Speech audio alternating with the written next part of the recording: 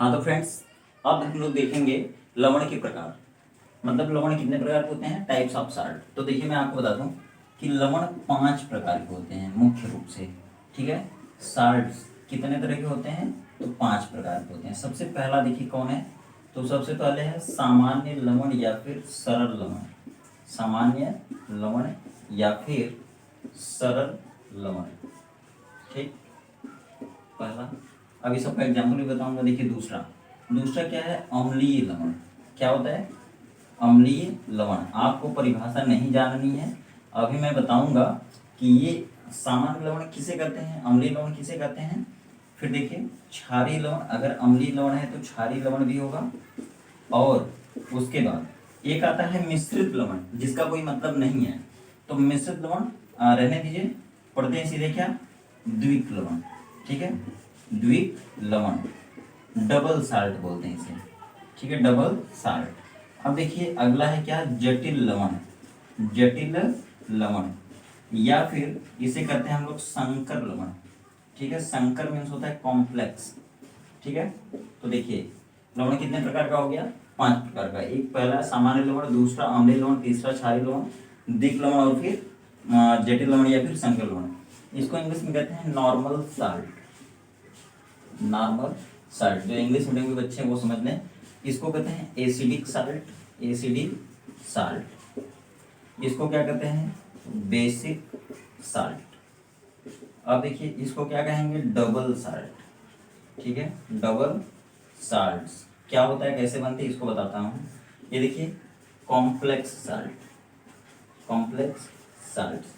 अब देखिए ये क्या है, मैं बोला कि लवण की परिभाषा क्या होगी, तो आपको बताया कि ऐसे सभी रासायनिक पदार्थ जो पानी में जाने के बाद अम्लीय मूलकों और क्षारीय मूलकों में टूट जाते हैं, विभक्त हो जाते हैं या फिर धन आयनों और ऋण आयनों में बढ़ जाते हैं, वे सभी लवण कहलाते हैं। और देखिए सामान्य लवण क्या होगा, जैसे जो लवण एक सरल अम्ल और सरल क्षार से मिलकर बनेगा उसे हम कहेंगे सरल लवण या फिर सामान्य लवण। देखिए जैसे क्या हो जाएगा इसका, KCl, सॉरी KCl। ठीक है, KCl, NaCl, फिर क्या हो जाएगा, ZnSO4, ZnCl2, CaCl2, AgNO3, NaNO3, ठीक है, KNO3, KNO3, ETC। ये सभी लवण किस तरह के लवण हैं, तो नॉर्मल साल्ट। अब देखिए अम्लीय लवण। अम्लीय लवण क्या होता है, ऐसा लवण जो पानी में जाए तो धन आयन और ऋण आयन तो दे ही, और उसमें एक H+ भी उत्पन्न करे। मतलब ऐसा लवण जो लवण होने के बावजूद भी एक प्रोटॉन उत्पन्न करता है, उसे हम क्या कहेंगे, अम्लीय लवण। जैसे देखिए इसका क्या एग्जाम्पल हो जाएगा, इसका हो जाएगा KHSO4, NaHSO4, NaHCO3, ETC। देखिए ये क्या है, Na+ देगा, H+ देगा और CO3- देगा। जैसे देखिए इधर अगर ये NaHSO3 है, सॉरी NaHCO3 है, ये पानी में जाएगा तो धनायन ऋणायन देगा, उसके बाद एक प्रोटॉन भी उत्पन्न करेगा। जैसे देखिए एक Na+ हो जाएगा, फिर दूसरा H+ हो जाएगा, फिर CO3- हो जाएगा, डबल माइनस, एक प्लस यहाँ एक प्लस यहाँ, तो 2+ हुआ 2-। तो ये देखिए एक प्रोटॉन दे रहा है, तो ऐसे लवण को क्या कहेंगे, अम्लीय लवण। अभी देखिए ये हो गया। अब देखिए क्षारीय लवण क्या है, तो जैसे देखिए इसका एग्जाम्पल, इसका हो जाएगा CaOH, फिर Cl, MgOH, फिर Cl। अब देखिए इसको अगर लेते हैं CaOH, Cl, ये किस तरह से क्षारीय लवण है, तो इसका मतलब हुआ कि यह एक धन आयन और एक ऋण आयन, मतलब एक अम्लीय मूलक और एक क्षारीय मूलक देगा, उसके बाद ये हाइड्रोक्साइड आयन भी देगा। तो ये देखिए Ca पर डबल प्लस आता है, द्विधन आयन, और फिर उसके बाद एक OH पे एक माइनस, और फिर एक Cl पे एक माइनस। पे एक तरह एक क्या हो गया, यह ऐसा लवण है जो हाइड्रोक्साइड आयन भी देता है, इसलिए क्षारीय लवण हो जाएगा, ये अम्लीय लवण हो जाएगा। अब देखिए द्विक लवण, इसका मतलब होता है, द्विक मतलब होता है दो, लवण मीन्स होता है लवण, मतलब ऐसा लवण जो दो साधारण लवण से मिलके बना हो। मतलब कि वह लवण जो दो सरल लवण के जलीय विलयनों को एक में मिलाने पर बना हो, ऐसे लवण को कहेंगे डबल साल्ट। मीन्स सिंगल नहीं, डबल। डबल मतलब दो, वह साल्ट जो दो अलग अलग साल्टों को एक में मिक्स करके बनाया गया हो, ऐसे साल्ट को कहेंगे डबल साल्ट। जैसे देखिए देखिए K2SO4 इंटू Al2SO4 का होल थ्राइस इंटू 24H2O, ठीक है। इसको कहते हैं फिटकरी। क्या कहेंगे? फिटकरी। इसका फार्मूला याद रख लीजिएगा, बहुत ज़्यादा पूछा जाता है। इसको कहते हैं alum, ALUM, alum. Alum means होता है फिटकरी, या फिर इसको पोटास एलम भी कहते हैं, ठीक है। और इसके बाद देखिए एक और है NH4, ठीक है, NH4SO4, ठीक है। या फिर हम इसका फार्मूला क्या हो जाएगा, NH4 का ट्वाइस SO4 इंटू FeSO4 फिर 6H2O। कभी कभी इसी को ऐसे लिखा जाता है FeSO4 इंटू NH4 का ट्वाइस SO4, ठीक है, NH4 का ट्वाइस SO4 इंटू 6H2O। इसको मोहर नाम के वैज्ञानिक ने बताया था, इसलिए इसको मोहर साल्ट कहते हैं, ठीक है, याद रखिएगा। दो ही एग्जाम्पल आप याद रखिए डबल लवण में, डबल साल्ट में। डबल साल्ट में क्या, एक पोटास एलम मीन्स फिटकरी और एक फेरस अमोनियम सल्फेट। देखिए फेरस अमोनियम सल्फेट, ये सल्फेट है ना, इसको कॉमन कर लीजिए, फेरस अमोनियम सल्फेट।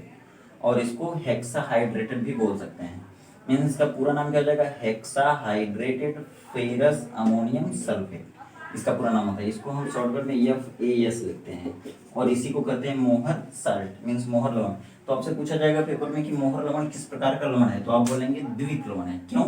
क्योंकि देखिए यह दो लवण से मिलकर बना है। जैसे देखिए यहाँ से अगर तोड़ दें तो यह एक लवण हो गया, और ये यहाँ से लेके यहाँ तक दो लवण हो गया, और इन दोनों लवण को पानी में डाला गया था, और जब पानी में डाल के मिक्स किया गया, फिर उसको गर्म किया गया, क्रिस्टलाइजेशन किया गया उसका, तब उसके बाद जो लवण मिला उसको हम लोग कहेंगे फेरस अमोनियम सल्फेट, और तभी इसे द्वित लवण कहेंगे, ठीक है। तो इस तरह से अब देखिए बचता है जटिल लवण। जटिल लवण या संकर लवण किसे कहते हैं? तो जैसे देखिए क्या होता है कि जब कोई भी लवण होता है ना, जब हम इसको पानी में डालेंगे तो एक बार धन आए एक बार ऋण आयन देगा, या फिर दो बार धन आए दो बार ऋण आयन देगा, या फिर तीन बार धन आए तीन बार ऋण आयन देगा। मतलब कि जब हम किसी लवण को पानी में डालते हैं तो वह एक धनावेशित, द्विधनावेशित, तीन धनावेशित धनायन देता है, धनावेशित भाग देता है, या फिर एक ऋणावेशित, दो ऋणावेशित, तीन ऋणावेशित आयन देता है, उत्पन्न करता है। लेकिन अगर एक दो तीन धनायन के बाद अगर चार धनायन दे दे या फिर चार ऋण आयन दे दे, तो ऐसे लवण हमेशा संकर लवण या जटिल लवण कहलाते हैं। जैसे देखिए क्या हो गया, K4FeCN6, यह पूरा इसी तरह से लिखा होता है, ठीक है। यह क्या है, यह भी एक लवण है, क्योंकि इसमें H कहीं दिख रहा है नहीं तो अम्ल नहीं है, क्षार कहीं दिख रहा है मतलब OH कहीं दिख रहा है नहीं दिख रहा तो क्षार नहीं है। तो अब ये अम्ल और क्षार दोनों नहीं, तो अब ये ऋण है मतलब कि लवण होगा। देखिए कोई भी यौगिक हमेशा तीन चीज हो सकता है, या तो अम्ल या तो क्षार या तो लवण, ठीक है। कब? जब इसके ऊपर कोई धनावेश यहाँ से लेके यहाँ तक कोई धनावेश या ऋणावेश नहीं दिख रहा है। अगर धनावेश ऋणावेश दिखता तो यह आयन होता, धनायन होता चाहे ऋणायन होता। अगर धनायन दिखता तो धनायन होता, अगर ऋणायन दिखता तो ऋणायन होता, लेकिन इसके ऊपर कुछ नहीं दिख रहा है तो यह धनायन ऋणायन नहीं है, तो यह आयन नहीं है। अब ये तीन चीज हो सकता है, या तो अम्ल या तो क्षार या तो लवण। इसमें देखिए H+ नहीं दिख रहा कहीं तो अम्ल नहीं है, OH नहीं दिख रहा है तो क्षार नहीं है। अब क्या है कि अब यह केवल एक ही चीज हो सकता है, लवण, ठीक है। तो कैसा लवण है अब देखना है। देखिए जब इसको हम पानी में डालेंगे तो यह क्या होता है, जो K होता है ना, देखिए हालिनाकरब, ठीक है, यहाँ पे आरबी रुबिडियम, इन सभी पे हमेशा +1 आता है इनके ऊपर, ठीक है। यहाँ पर K4 है, 4 बार K है, एक K पर एक प्लस आएगा, तो 4K पर 4 प्लस, मतलब 4K पर एक एक प्लस, मतलब 4 बार प्लस। और फिर ये बचा इतना FeCN6, इस पर आ जाएगा 4 बार माइनस, मतलब 4 माइनस। तो अब देखिए यहाँ पे 1 + 2 + 3 + नहीं आ रहा, अब यहाँ पे 4 + 4 माइनस आ रहा, तो ऐसे लवण को क्या कहेंगे हम लोग, संकर लवण। क्या कहेंगे, संकर लवण या फिर जटिल लवण।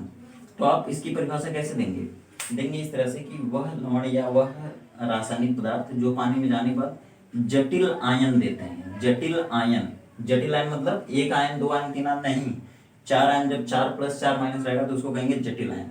तो ऐसे लवण जो पानी में जाने के बाद जटिल आयन देते हैं उनको हम कहेंगे जटिल लवण, ठीक है। एग्जाम्पल इसका, तो एग्जाम्पल इसका देखिए यह है, और फिर देखिए जैसे हम कह दें कि NH3 NH3 CuNH3 का 4 टाइम SO4, ये क्या है, यह भी एक क्या है, जटिल लवण है, ठीक। और अगर उसके बाद बात करें अगर, तो AgCl का ट्वाइस, ये भी क्या है, ये कॉम्प्लेक्स साल्ट है, मीन्स जटिल लवण है, ये भी कॉम्प्लेक्स साल्ट है। तो इस तरह से लवण क्या होता है आपको समझ में आ गया होगा, ठीक है। तो इस तरह से लवण कितने प्रकार का होगा, 5 प्रकार का होगा। लेकिन आपको दोस्तों ज्यादातर, आप अगर 10 में है तो आपको तो सारे ध्यान रखने हैं, 5 प्रकार के याद रखने हैं। लेकिन अगर आप बड़े हो गए हैं तो आपको बस 1 2 3 ये लवण ब्रॉडली आपको जानना है, ठीक है। लेकिन आप 10 में है तो आपको सारा चीज जानना है और कंपटीशन में पूछ लिया जाता है। अब मैं आपको बता दूं कि कौन कौन से लवण ऐसे हैं जो हमारे पेपर में ज्यादातर पूछे जाते हैं और कौन से ऐसे लवण हैं जो केवल हाई स्कूल में पूछे जाएंगे। तो याद रखिए, मैं बताने जा रहा हूँ।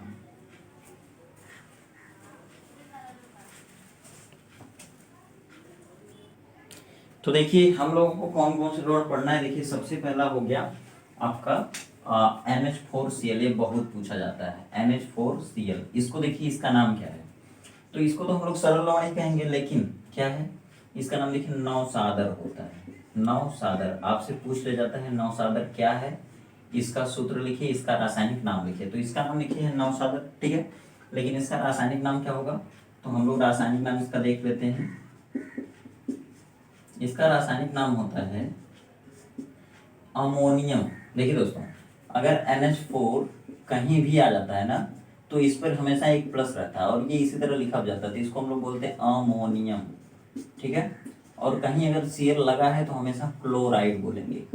अगर कहीं भी Cl किसी के साथ जुड़ा है तो क्लोराइड बोलेंगे, अगर अकेले है तो क्लोरीन गैस बोलते हैं। अगर अकेले ही रहेगा तो इस तरह नहीं लिखा जाएगा, तब यहाँ पे Cl2 लिखा जाएगा, ठीक है। अगर ये Cl कहीं भी आ गया इस तरह जुड़ा हुआ तो क्लोराइड बोलेंगे। तो ये हो गया अमोनियम, अमोनियम क्लोराइड। तो ये इसका रासायनिक नाम हो गया अमोनियम क्लोराइड। यह कैसा लवण है, देखिए इसमें H प्लस और OH माइनस नहीं दिख रहा है, 2 लवण भी नहीं दिख रहे हैं और जटिल लवण भी नहीं दिख रहा है, तो यह एक सरल लवण है, ठीक।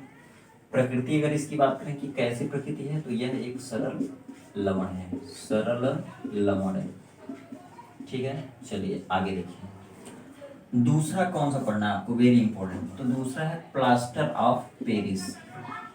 प्लास्टर ऑफ पेरिस यह क्या है, तो यह एक सरल लवण है और इसका फार्मूला आपसे पूछा जाएगा क्या होता है। तो देखिए प्लास्टर ऑफ पेरिस का फार्मूला क्या होता है, तो CaSO4 इंटू हाफ H2O, ये होता है इसका फार्मूला। अब आपकी बात आती है कि आप याद इसको कैसे रखेंगे। तो देखिए ऑफ मीन्स होता है हाफ, हाफ इसको अगर हाफ समझे ना तो हाफ H2O, और हाफ H2O, हाफ मतलब आधा, आधा मतलब 1/2, 1/2 H2O वाला पूरे सभी लवण में बस यही लवण है जो कक्षा 10 में आपको पढ़ना है, याद रखना है।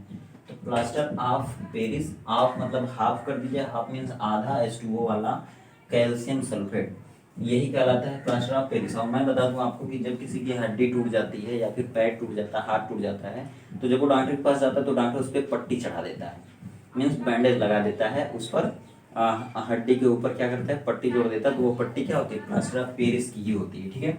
अब इसका रासायनिक नाम, तो रासायनिक नाम हमसे पूछा जाएगा जब, तो इसका रासायनिक नाम क्या आप बताएंगे। देखिए इसका रासायनिक नाम हो जाएगा, इसको कहते हैं हेमी।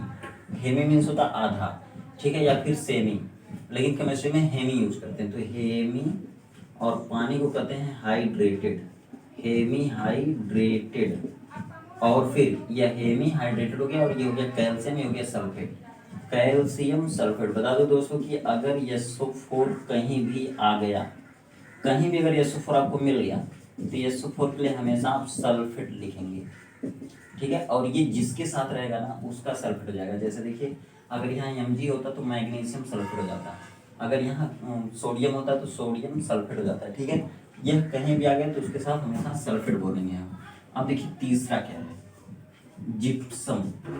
जिप्सम, यह जिप्सम क्या है, यह भी एक रासायनिक पदार्थ है जिसको हम लवण कहते हैं, लवण है। अब देखिए जिप्सम का फार्मूला क्या होता है, तो फार्मूला एकदम सटीक यही होता है, बस इसका फार्मूला जाएगा CaSO4 इंटू 2H2O, ठीक है, 2H2O, यह जिप्सम का फार्मूला है। अब देखिए इसको कैसे याद रखेंगे, जैसे देखिए मोबाइल आपकी 2G आती थी, 3G आती थी, अब 4G आ गई है और फिर 5G आने वाली है।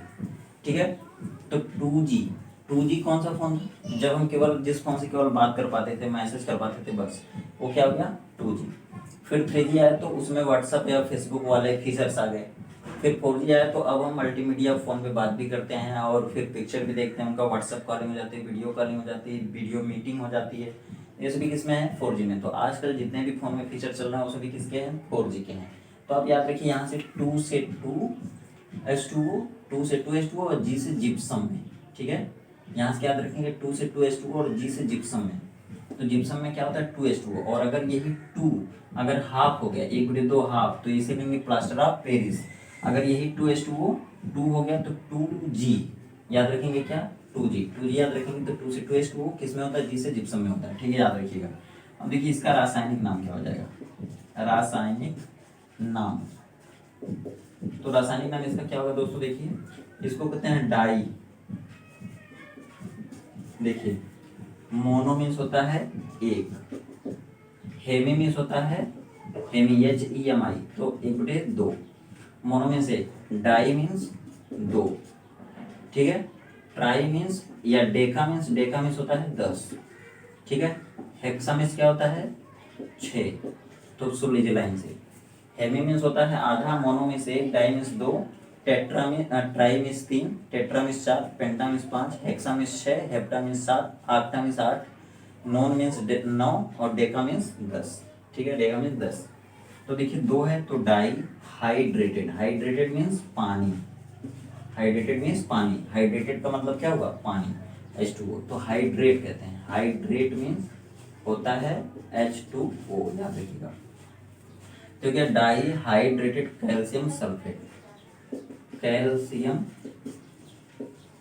सल्फेट अभी बोला था कि SO4 कहीं भी जुड़ जाएगा तो हम क्या बोलेंगे सल्फेट बोलेंगे। ये सल्फेट किसके साथ है कैल्शियम के साथ, तो बोलेंगे कैल्शियम सल्फेट। अब देखिए चौथा क्या है, चौथा आपसे पूछा जाता है बेकिंग सोडा, बेकिंग सोडा। अब देखिए बेकिंग सोडा को हम लोग और क्या कहते हैं, इसको कहते हैं खाने वाला सोडा, खाने वाला सोडा। तो खाने वाला सोडा का फार्मूला क्या होता है, अब देखिए यह किस तरह का लवण है। तो ये देखिए इसमें H है, H2O है, लेकिन H और OH नहीं है, तो यह एक तरह का सामान्य लवण हो गया, यह भी एक सामान्य लवण हो गया। ठीक है, तो अब देखिए यह अम्लीय लवण है, खाने वाला सोडा, इसकी प्रकृति क्या है, यह है अम्लीय लवण।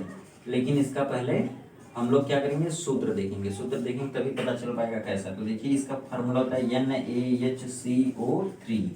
देखिए यह अम्लीय क्यों है, क्योंकि यह देखिए Na प्लस देगा, H प्लस देगा और CO3 डबल माइनस देगा। तो H प्लस देगा तो इसका मतलब H प्लस कहाँ से होता है, अम्ल से होता है, ये अम्लीय लवण हो गया। ठीक है, और इसका रासायनिक नाम क्या हो जाएगा, रासायनिक नाम। तो इसका रासायनिक नाम हो जाएगा देखिए सोडियम बाई कार्बोनेट, इसको सोडियम हाइड्रोजन कार्बोनेट भी कहते हैं, सोडियम बाई कार्बोनेट भी कहते हैं। जहाँ पे H होता है एक बार उसको बाई भी बोल सकते हैं, जैसे देखिए सोडियम हाइड्रोजन कार्बोनेट या सोडियम बाई कार्बोनेट।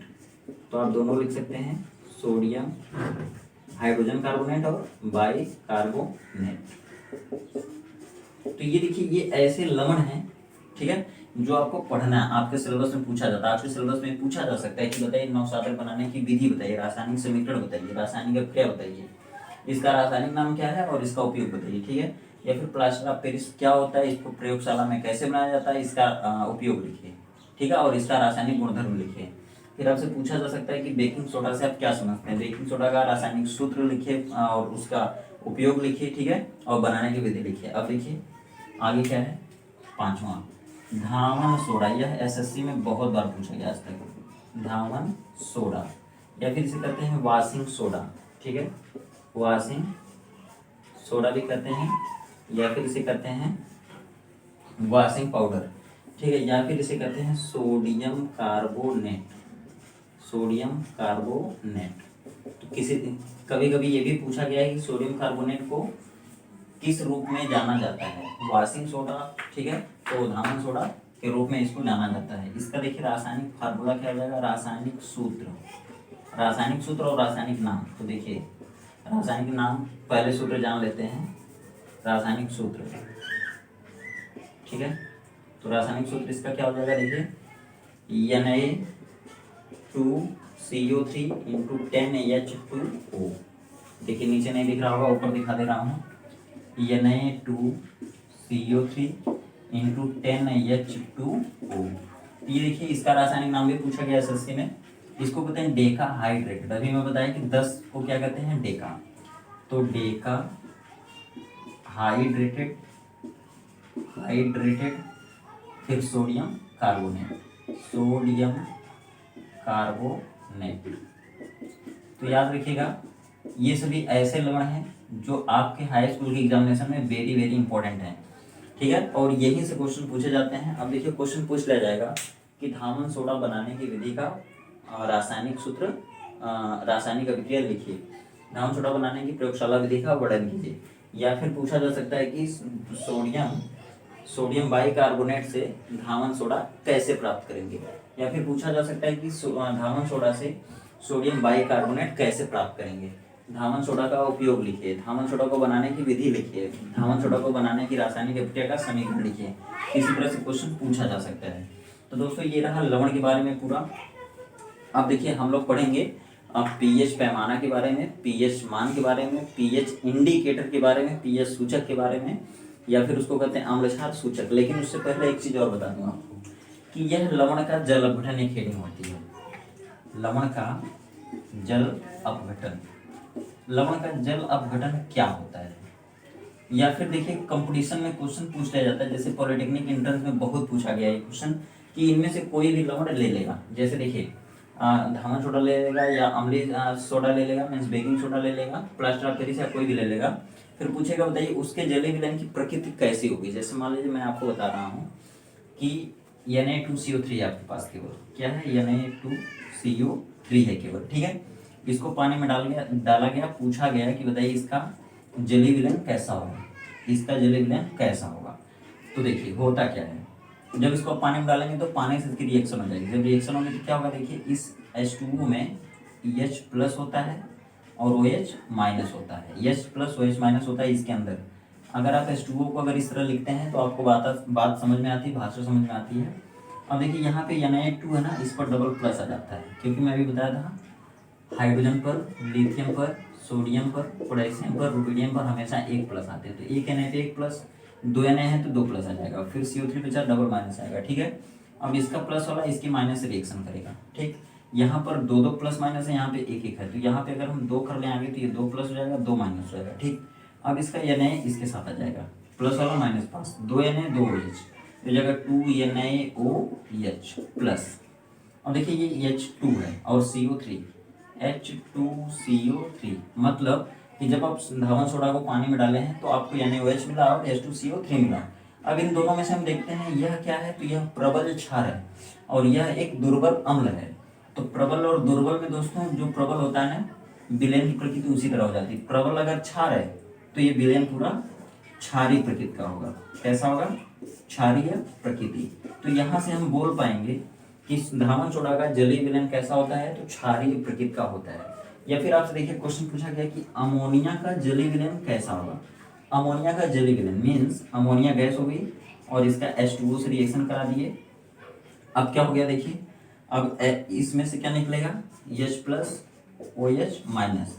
तो यह जो है अमोनिया के पास यह क्षमता होती है कि यह एक हाइड्रोजन को अपने से जोड़ सकता है। तो ये क्या हो जाता है NH4 प्लस। देखिए मैं ऊपर दिखाया था आपको, यहाँ पर अमोनियम, ये अमोनियम कहाँ से है, तो यहीं से है। जब अमोनिया मीन्स NH3 एक हाइड्रोजन को ले लेती है तो ये अमोनियम हो जाता है और फिर ये OH यहाँ पे जाके जुड़ जाएगा। मतलब हुआ क्या कि H प्लस इसके साथ चला जाएगा, यह हो जाएगा NH4 और जब ये प्लस हो जाएगा NH4 प्लस तो ये माइनस वाला भी जाकर वहाँ पे जुड़ जाएगा NH4OH। तो ये हो गया क्या, क्षारीय, इसमें OH है तो क्षारीय हो गया। अब देखिए अमोनिया का जलीय विलयन, मतलब अमोनिया के ऊपर जब पानी से हुई क्षार बन गया, मतलब पूरा जो विलयन होगा वो कैसा हो जाएगा, क्षारीय, ठीक है।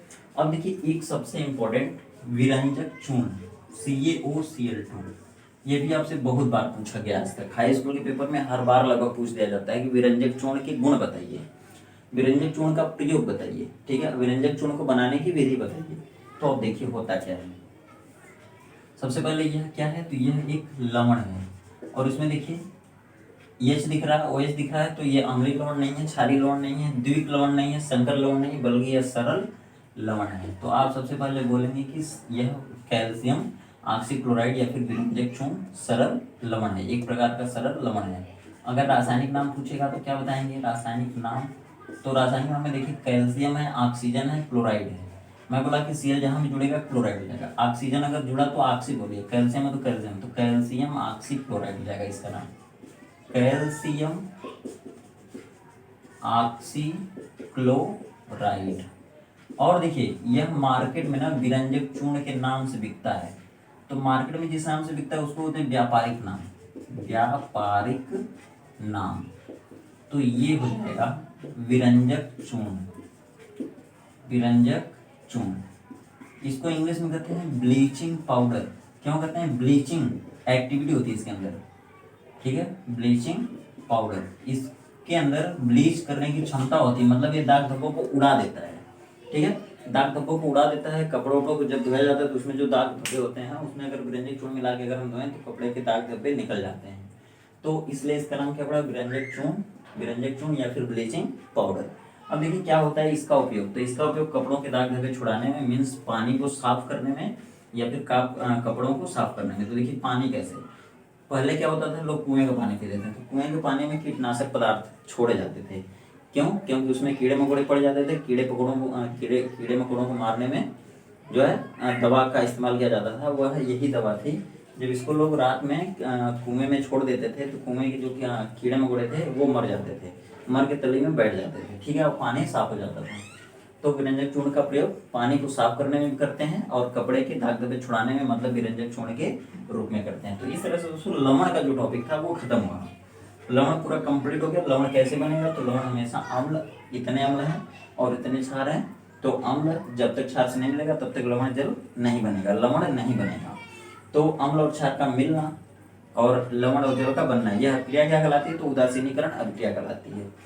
तो उदासीनीकरण अभिक्रिया अगर क्या होती है आपसे पूछा जाता तो आप कहेंगे कि जब कोई अम्ल किसी क्षार से मिलकर या रासायनिक अभिक्रिया करके लवण और जल बनाता है तो यह क्रिया कहलाती है उदासीनीकरण अभिक्रिया।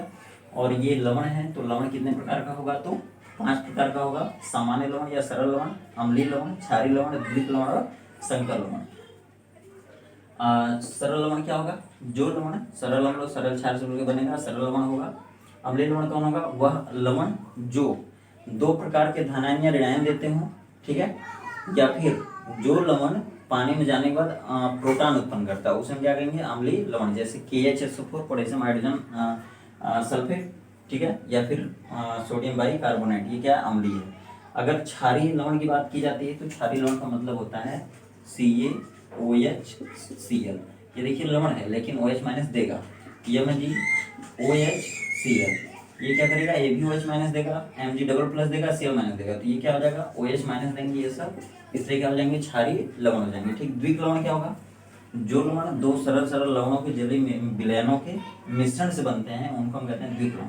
और जटिल लवण क्या होता है? वह लवण जो संकर आयन देते हैं, जटिल आयन देते हैं, कब? पानी में जाने के बाद।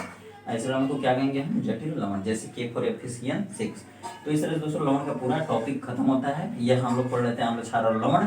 फिर अगले वीडियो में हम लोग मिलेंगे पीएच इंडिकेटर के साथ, अम्ल क्षार सूचक के साथ, पीएच मान के साथ, अलग अलग पदार्थों का पीएच मान कितना होता है, पीएच स्केल के साथ मिलेंगे। तो दोस्तों फिर मिलते हैं अगले वीडियो में, तब तक आप खुश रहिए, व्यस्त रहिए, मस्त रहिए, आपका दिन शुभ हो।